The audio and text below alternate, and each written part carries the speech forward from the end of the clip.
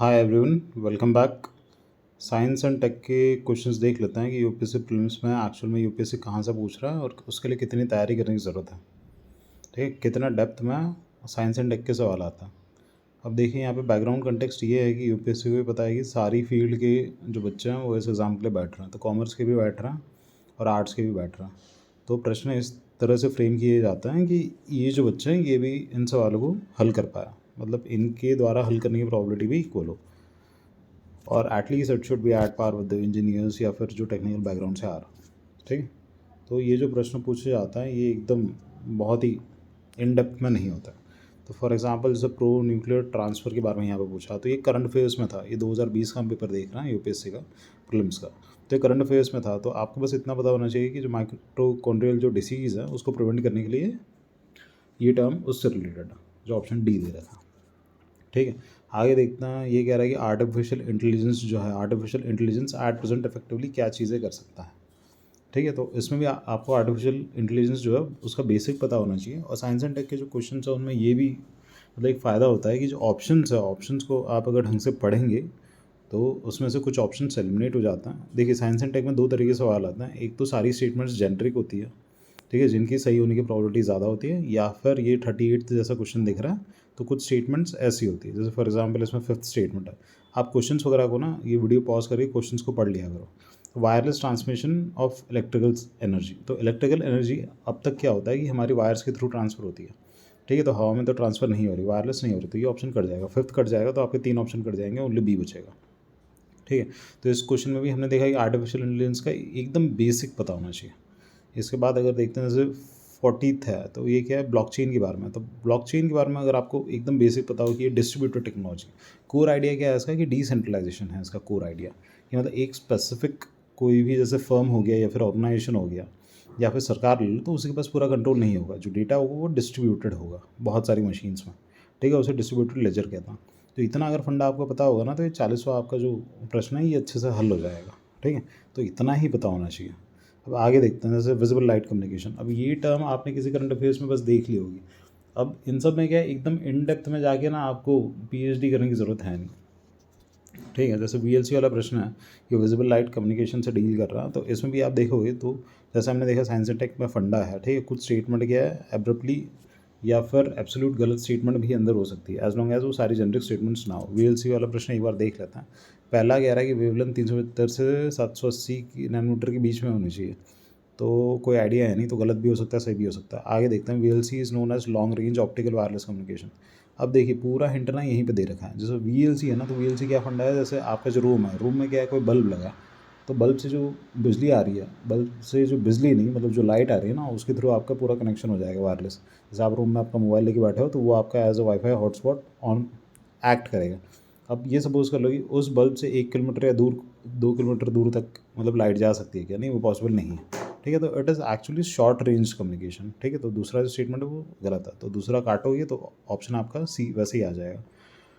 ठीक है, अब ये जो प्रश्न है इसमें क्या होता है कि बिना अगर आप सारी स्टेटमेंट्स पढ़ोगे तो दिक्कत हो जाती है। जैसे अब कहीं कहीं आपको तुक्के मारने के बताया कि जैसे पहला स्टेटमेंट है, अब ज़रूरी नहीं है कि 375 से 780 नैनोमीटर के बीच में एग्जैक्टली, तो बच्चे क्या करते हैं सीधे काट देते हैं ये स्टेटमेंट।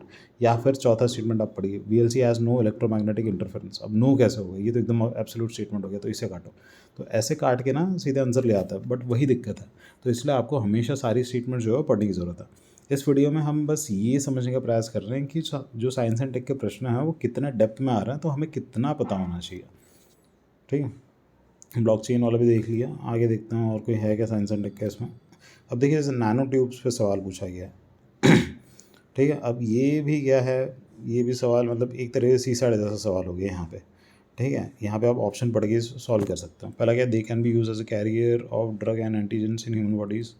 ठीक है, हो सकता है कार्बन नैनोट्यूब की कुछ बात हो रही है। They can be made in artificial blood capillaries for injured part in human body. आगे क्या, they can be use in biochemical sensors. ठीक है, सेंसर वगैरह बना सकते हैं। Carbon nanotubes are biodegradable, carbon से बन रहा है तो बायोडिग्रेडेबल हो गई।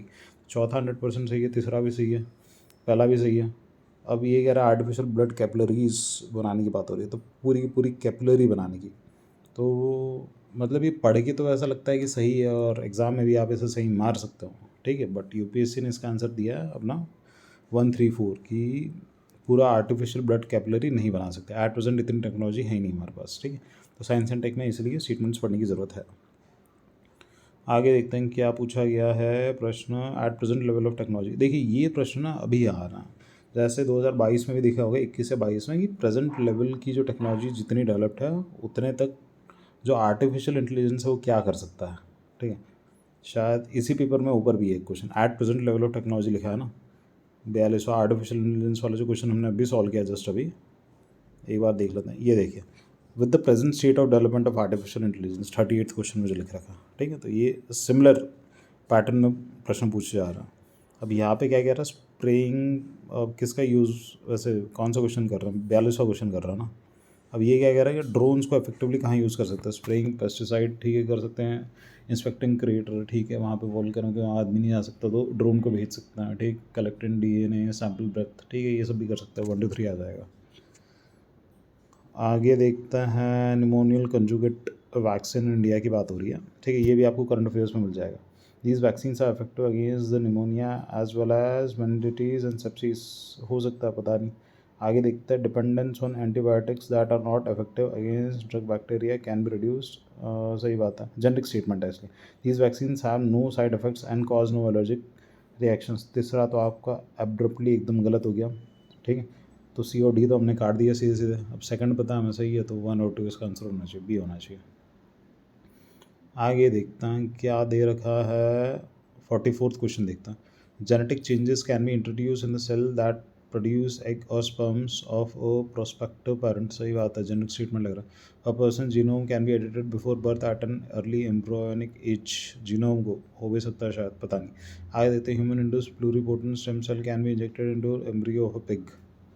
अब डाल देंगे तो साला ज़िंदा नहीं रहेगा, ये भी दिक्कत है कि नहीं। तीसरा हम काट देंगे, तो B और D तो काट देंगे। अब 1 और A और C में से एक आंसर सही है। तो a person genome can be edited before birth at an early embryonic stage और genetic changes can be introduce in the cell that produce eggs और sperms of a prospective parent. तो इसमें से पहला वाला है वो ज़्यादा सही लग रहा है। एक बार इसका आंसर क्रॉस चेक कर लेना UPSC से, ये एग्जैक्टली मुझे अभी याद नहीं है, बट मोस्ट प्रॉब्ली इसका आंसर 1 होना चाहिए। तो ये सारे प्रश्न हमने देख लिए। आगे देखते हैं, जैसे ये पब्लिक की इंफ्रास्ट्रक्चर किस चीज़ से रिलेटेड है, ठीक है, क्रिप्टोग्राफी से रिलेटेड है, सिक्योरिटी से रिलेटेड है। तो डिजिटल सिक्योरिटी इंफ्रास्ट्रक्चर है उससे रिलेटेड है, ठीक है।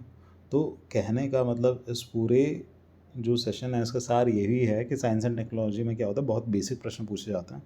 तो जो नए डेवलपमेंट्स है साइंस एंड टेक्नोलॉजी में, जैसे जीनोम एडिटिंग हो गया, या फिर ब्लॉकचेन हो गया, आर्टिफिशियल इंटेलिजेंस हो गया, क्रिप्टोग्राफी वगैरह हो गया, क्वांटम कंप्यूटिंग हो गया, ठीक है, 3D प्रिंटिंग हो गया।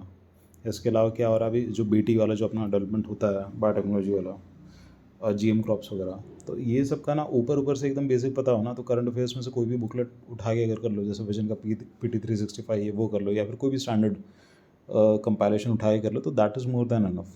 तो ये करने के लिए कोई स्पेसिफिक सेशंस करने की ज़रूरत नहीं है आपको किसी के भी, ठीक है, जिसमें इन डेप्थ बताया जा रहा है। जैसे फॉर एग्जांपल जैसे क्रिस्पर है, क्रिस्पर किस चीज़ से रिलेटेड है, ठीक है, क्रिस्पर क्या करता है, जेनेटिक एडिटिंग के काम में आता है, उतना पता होना चाहिए, ठीक है। साइसाइन करके एक प्रोटीन होता है उसमें जो यूज़ होता है, उससे ज़्यादा आपको कुछ भी पता होने की ऐसी ज़रूरत नहीं है प्रश्न सॉल्व करने के लिए, ठीक है।